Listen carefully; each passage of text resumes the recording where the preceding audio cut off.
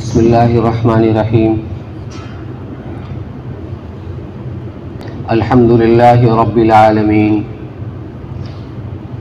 الصلاة والسلام علی سید الانبیاء والمرسلین سیدنا محمد وعلی آلہ واصحابہ اجمعین اما بعد فاعوذ باللہ من الشیطان الرجیم بسم اللہ الرحمن الرحیم انا نحن نزلنا الذکر وانا له لحافظون صدق اللہ العلی العظیم۔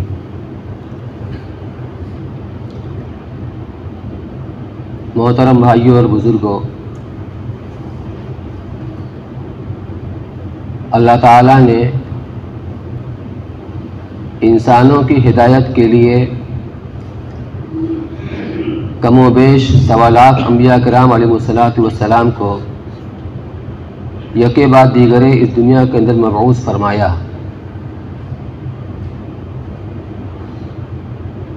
اور انسانیت کی ہدایت کے لیے آسمانی کتابوں اور صحیفوں کو بھی نازل فرمایا، لیکن وہ کتابیں وہ صحیفے تمام پیغمبروں کو نہیں دی گئیں، بلکہ کچھ پیغمبروں کو آسمانی کتابیں دی گئیں، کچھ کو صحیفے دیے گئے، جن میں مشہور آسمانی کتاب میں ایک توریت ہے جو سیدنا حضرت موسیٰ علیہ نبینا علیہ السلام پر نازل ہوئی، زبور حضرت داؤد علیہ السلام پر، انجیل حضرت عیسیٰ علیہ السلام پر، اور قرآن مقدس اللہ کے آخری پیغمبر امام الانبیاء حضرت محمد صلی اللہ علیہ وسلم پر نازل ہوئی۔ آن حضرت صلی اللہ علیہ وسلم سے پہلے اور قرآن کے نزول سے پہلے چونکہ نبیوں کا آمد کا سلسلہ جاری تھا، کتابیں بھی آتی تھیں، اس لیے اللہ تعالیٰ نے ان کتابوں کی حفاظت کی ذمہ داری ان نبیوں کے بعد آنے والی ان کے امتوں کے اوپر اور ان کے علماء کے اوپر یہ ذمہ داری ڈالی گئی، لیکن جب ان کے اندر بے راہ روی آئی، بے اعتدالیاں آئیں، تو اس کی وجہ سے اس ذمہ داری کو انہوں نے پوری کرنے میں کوتاہی کی۔ نتیجے کے طور پر ان کے اندر تحریفات در آئیں، اور آج کی تاریخ میں کوئی بھی آسمانی کتاب سوائے قرآن کے ان تحریفات سے محفوظ نہیں ہے۔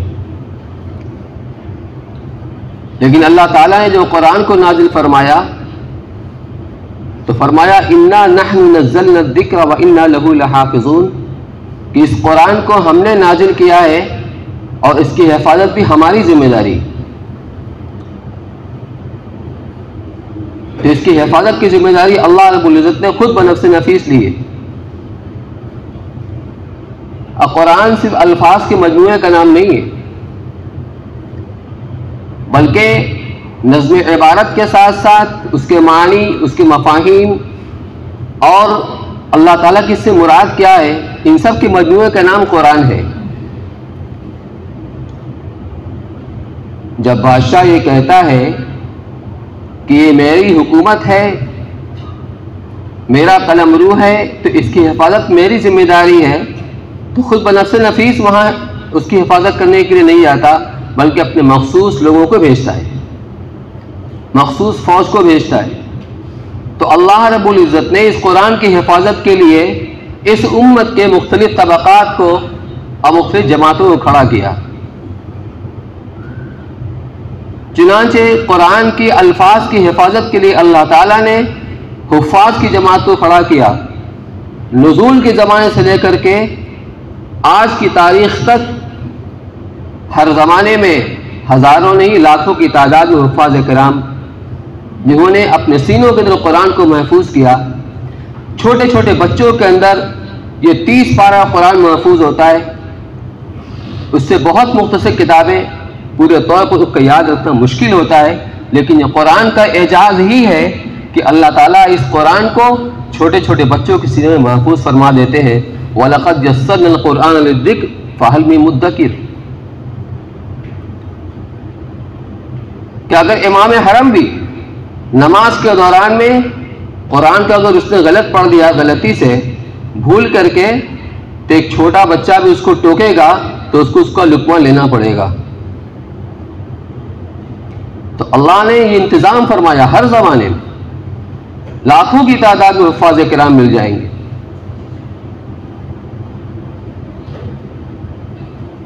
پھر اس قرآن کے اوپر جو اعراب لگا ہوا ہے، جو نقطے لگے ہوئے ہیں، ان کے اندر بھی ذرہ برابر بھی کمی بیشی نہیں ہو سکتی۔ قرآن کو کیسے پڑھا جائے، اس کا طرز ادا کیا ہو، کہاں مد کریں کہاں مد نہ کریں، کہاں غنہ کریں کہاں غنہ نہ کریں، کہاں اخفا ہے کہاں اظہار ہے، مستقل ایک علم ہے، علم تجوید، علم قرات، اس کے لیے قراء کی جماعت کو کھڑا کیا۔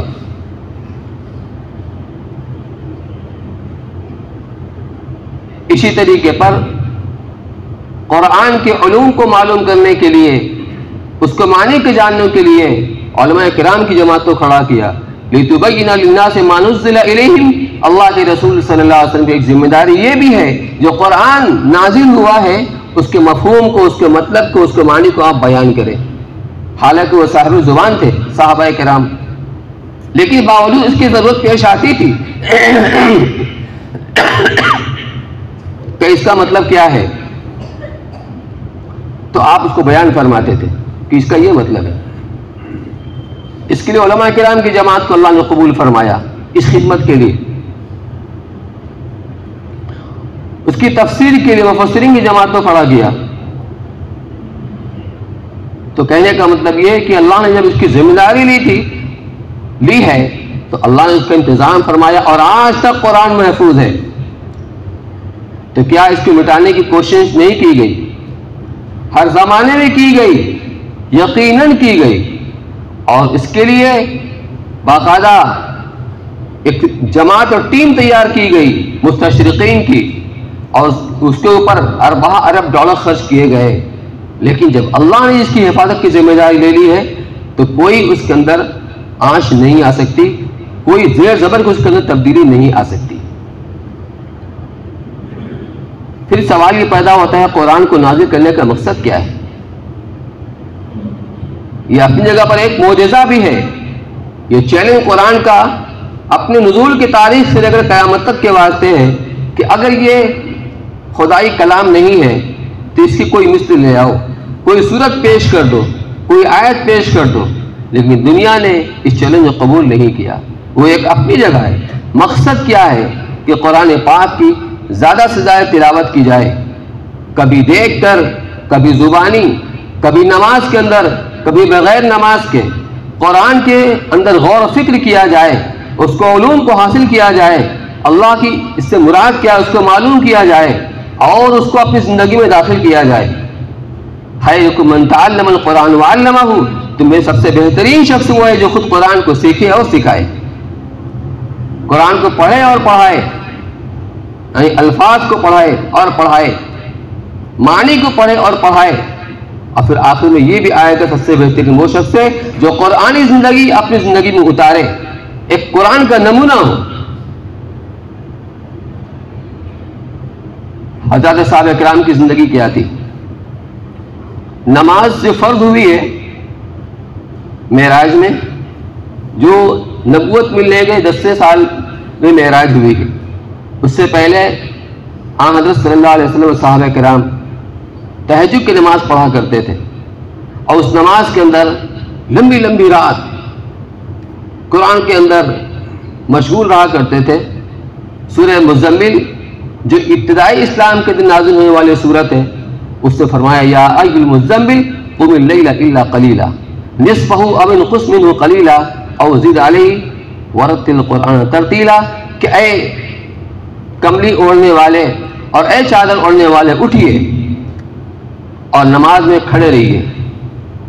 رات کی نوافل کے اندر مقصود کثرت تلاوت ہے، تطویل رکعات ہے، یعنی اگر 1 گھنٹے کے اندر ایک آدمی 10 رکعت پڑھتا ہے اور 1 گھنٹے کے اندر اگر 2 رکعت پڑھتا ہے یہ فضیلت میں بڑھ جائے گی، کیونکہ مقصود قرأت قرآن ہے۔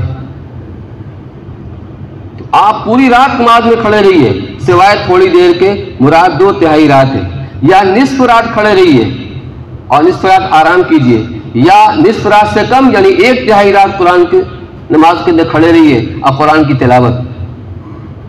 عام مسلمان بھی ظاہر سی بات ہے مشقت پڑتی ہوگی، آپ کے پاؤں پر ورم پڑ جایا کرتا تھا۔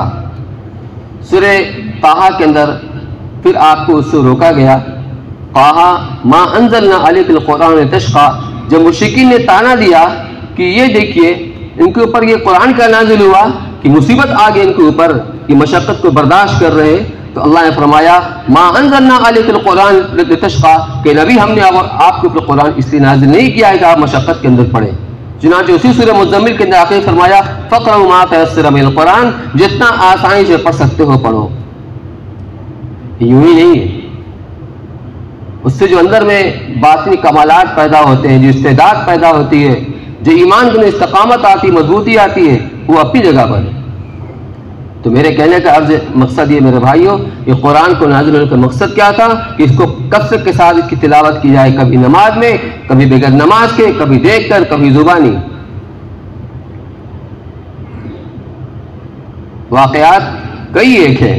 حضرت اسید بن حضیر رضی اللہ تعالیٰ عنہ ایک صحابی ہیں، فرماتے ہیں کہ یہ صحابہ کا مکان جیسا ہوتا تھا کہ کچھ حصہ تو چھت والا ہوتا تھا، کچھ کھلا حصہ، اس کو آنگن کہہ سکتے ہیں۔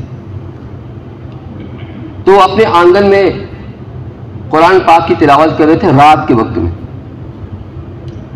اور وہیں ان کا گھوڑا بندھا ہوا تھا، اور وہیں گھوڑے کے پاس ان کا بچہ یحییٰ نام تھا، وہ سویا ہوا تھا۔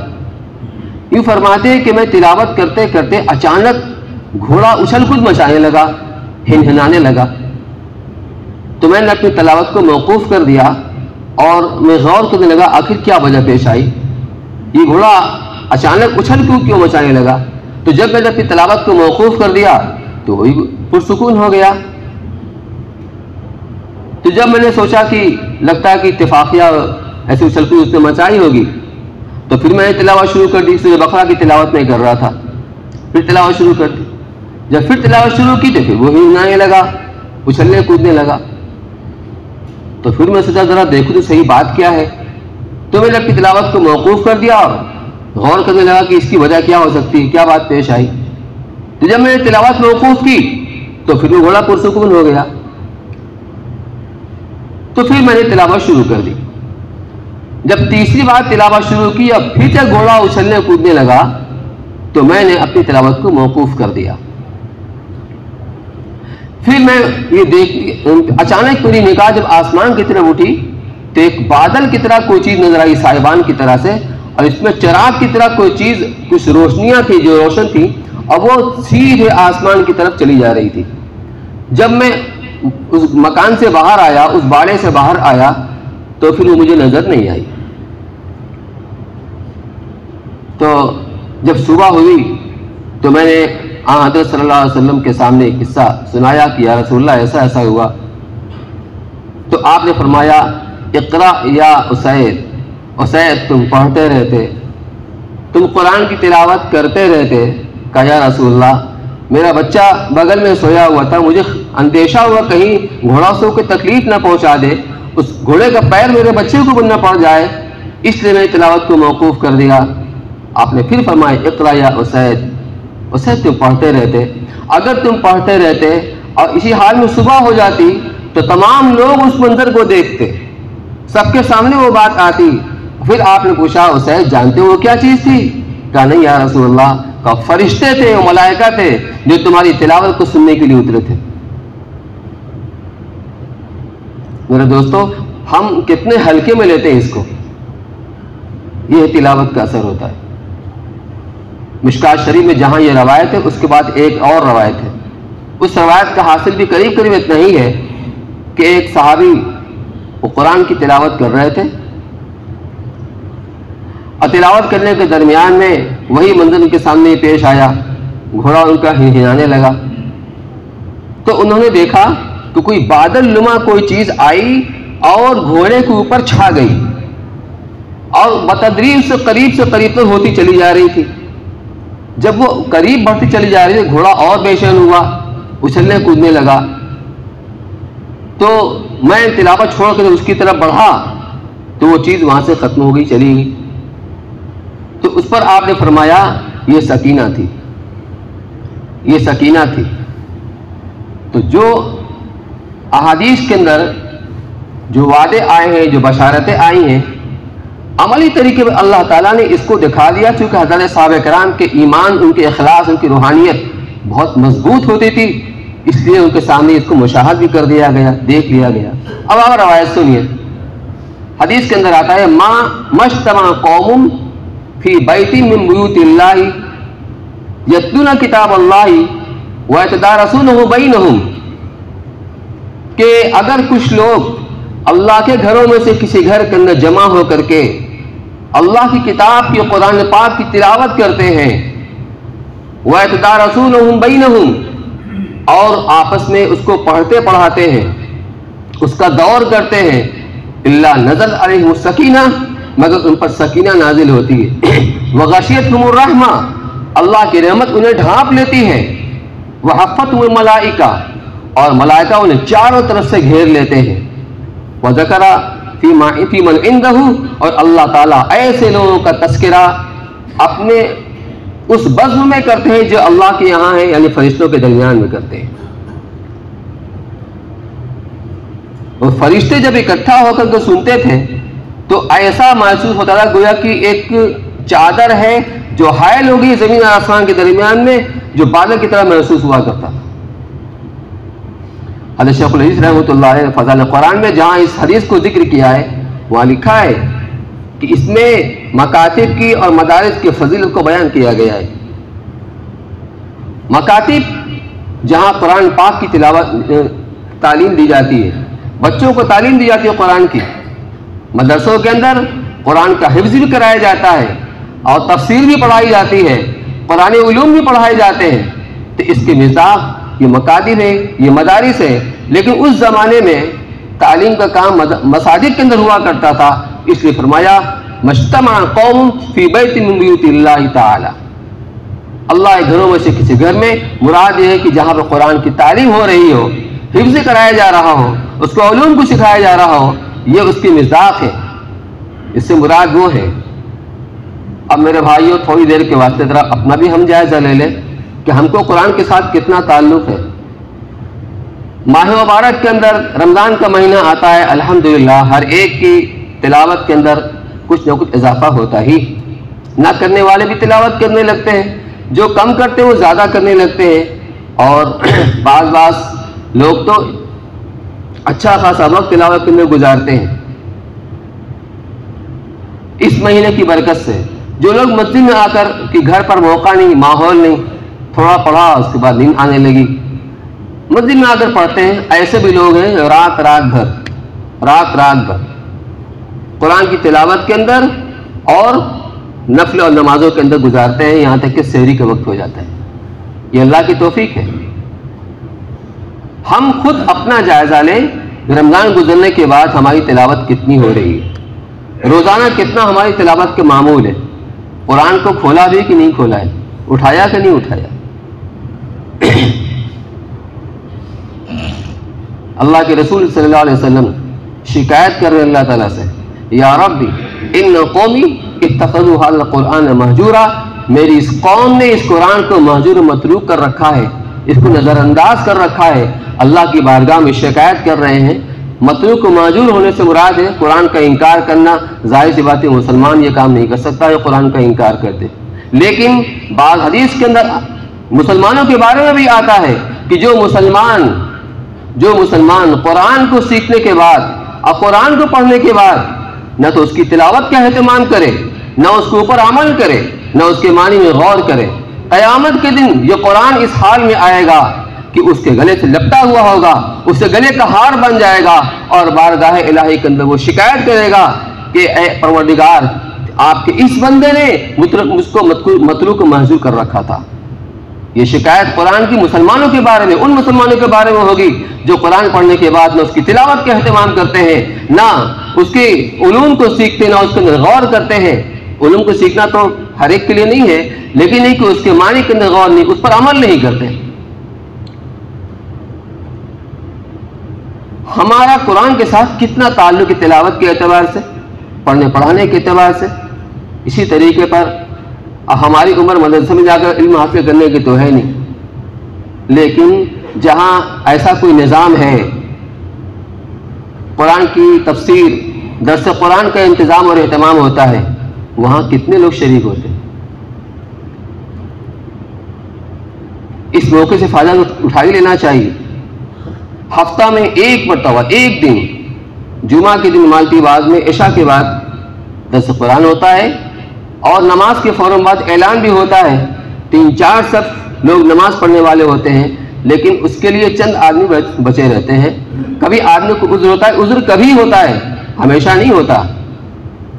یہ ہے ہمارا تعلق قرآن کے ساتھ۔ اور جگہ کے لوگ یہ بات تو چھوڑ دیجئے، جو ان کو ذوق ہوتا ہے، تعلق ہوتا ہے، وہ دور سے بھی آتے ہیں، وہ دور سے بھی آتے ہیں۔ ہم خود فیصلہ کریں ہمارا قرآن کے ساتھ کتنا تعلق ہے۔ میرے بھائیوں، یہ بات میں کہہ رہا ہوں آپ سے، آپ کو اختیار ہے، قبول کرے نہ کرے، لیکن حدیث میں جو آیا ہے وہ قرآن تو گلے کا ہار بن کے رہے گا۔ یہ قرآن گلے کا ہار بن کے رہے گا۔ جس طرح قرآن کی سفارش قبول کی جائے گی، قرآن کی شکایت کو بھی نظر انداز نہیں کیا جائے گا، اس کا بھی اثر ہو کر رہے گا۔ بس اللہ تعالیٰ ہمیں صحیح فکر و عمل کی توفیق نصیب فرمائے۔ اسی موقع سے ایک بات عرض کرتا چلوں، جو لوگ موبائل کے اندر قرآن پڑھتے ہیں، ٹھیک ہے، پڑھنے کی اجازت ہے، جائز ہے، کوشش کرنا چاہیے پہلے قرآن پڑھنے کے لیے۔ کبھی ایسا موقع ہوتا ہے درمیان کے صف پہ بیٹھے ہیں، وہاں قرآن نہیں ہے، کبھی سفر میں ہے، سیٹ پر بیٹھے ہوئے ہیں، جہاز پر بیٹھے ہوئے ہیں، جی چاہتا ہے باوضو ہے، کھولا قرآن پڑھنے لگے، تو جب اسکرین پر جو قرآن آتا ہے تو اس کی حیثیت قرآن کی ہوتی ہے، بغیر وضو کچھ چھو نہیں سکتے آپ، اس وقت وہ قرآن کی حیثیت رکھتا ہے۔ لیکن جب اسکرین سے قرآن ہٹ گیا تو ایسا نہیں کہ اب اس کی کوئی حیثیت نہیں بچی۔ جیسے رحل ہے، آپ رحل پہ قرآن رکھ کر پڑھتے ہیں تو قرآن کا جو ادب ہے وہ اپنی جگہ پر ہے، رحل کا وہ جو ادب ہوتا ہے نا، کیا رحل کو پیر لگاتے ہیں؟ نہیں لگاتے، کیوں؟ اس کو قرآن رکھ کے پڑھا جاتا ہے۔ مصلی پر نماز پڑھتے ہیں، اس کے ایک نسبت حاصل ہو گئی کہ اس پر نماز پڑھی جاتی ہے، اس کا ایک ادب ہوتا ہے۔ تو اب اگر خدا نخواستہ مان لیجئے کوئی نماز پڑھنے کے لیے کھڑا ہوا، موبائل کو رکھ دیا، اس کو پیر سے ادھر ادھر کر رہا ہے، تو ایسا نہیں کرنا چاہیے۔ جب تک اس پر قرآن ہے، اس کو قرآن کی حیثیت ہے، لیکن جب قرآن سامنے نہیں ہے تو کم سے کم ریل کی حیثیت اس کو آپ دیجئے، تو اس کی بھی ادبی اس طرح نہیں کرنی چاہیے۔ بس اللہ تعالیٰ ہمیں عمل کی توفیق نصیب فرمائے۔ وآخر دعوانا الحمدللہ رب العالمین۔